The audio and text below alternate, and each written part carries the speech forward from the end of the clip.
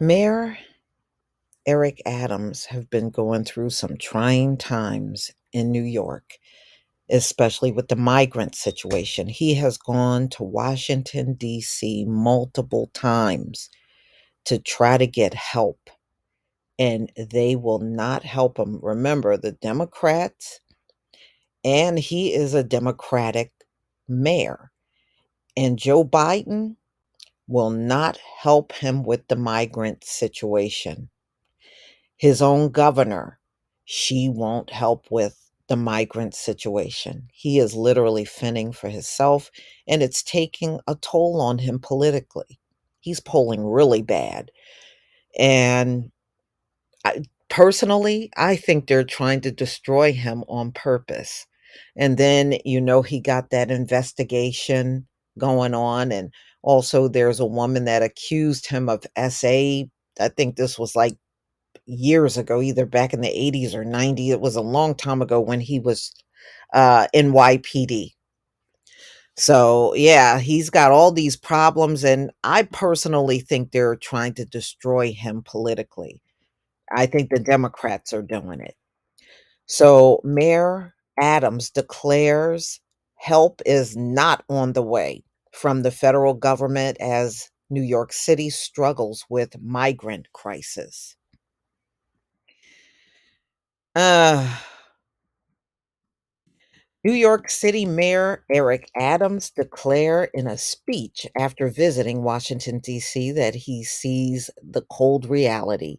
His city will have to face the migrant crisis on its own for the time being. The migrant crisis has plagued the mayor for more than a year, according to a Quinnipiac University poll released Wednesday. Adams' approval rating sits at 28% among the self identified registered voters.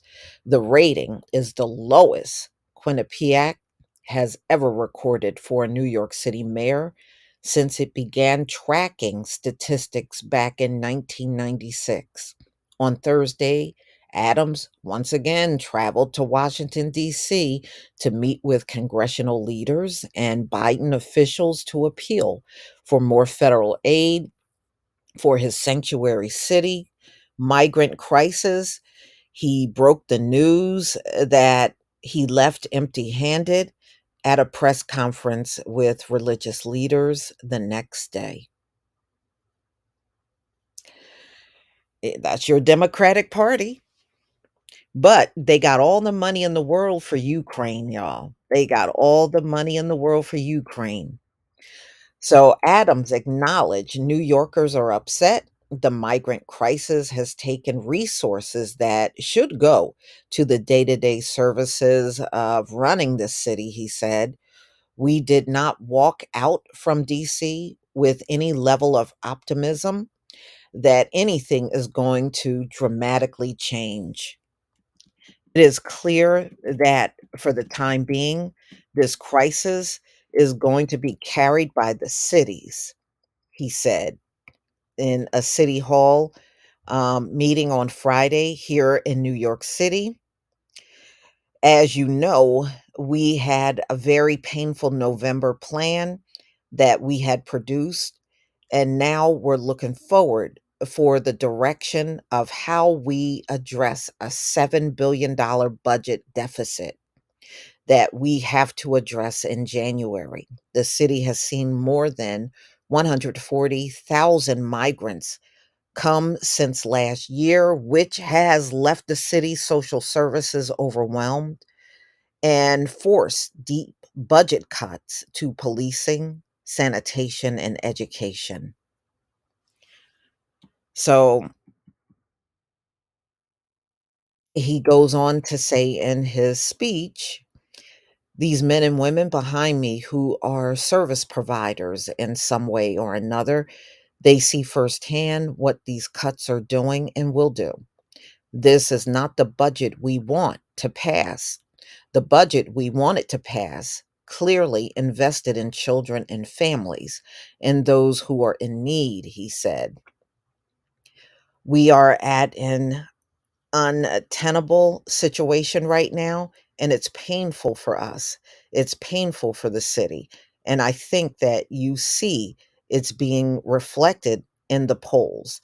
It is because our federal government's actions have taken a toll on the people of this city. Yep, they got money for everybody. They got money for war, they got money for the migrants themselves, but the cities, and Chicago is going through a similar thing. So it's almost like wherever these black governors are located, they don't want to help. The Biden administration don't want to help. So we're going to continue to do our job in this administration, but these are extremely challenging times. And as I left Washington, D.C., I did not leave them with optimism. I left with the cold reality that help is not on the way in the immediate future, he warned. It's going to be at this moment is going to be up to New Yorkers and this administration to continue to navigate this challenge that we are facing. See, the White House appoints these sanctuary cities and then don't want to help. Looking at this, why would anybody want to be a sanctuary city? You would be crazy to want to be one after watching what's happening in Chicago and New York. You would be crazy to be one at this point. So, the White House and a number of Democratic congressional leaders did not immediately respond to requests for comment. So, he is pretty much stuck with this situation with no help.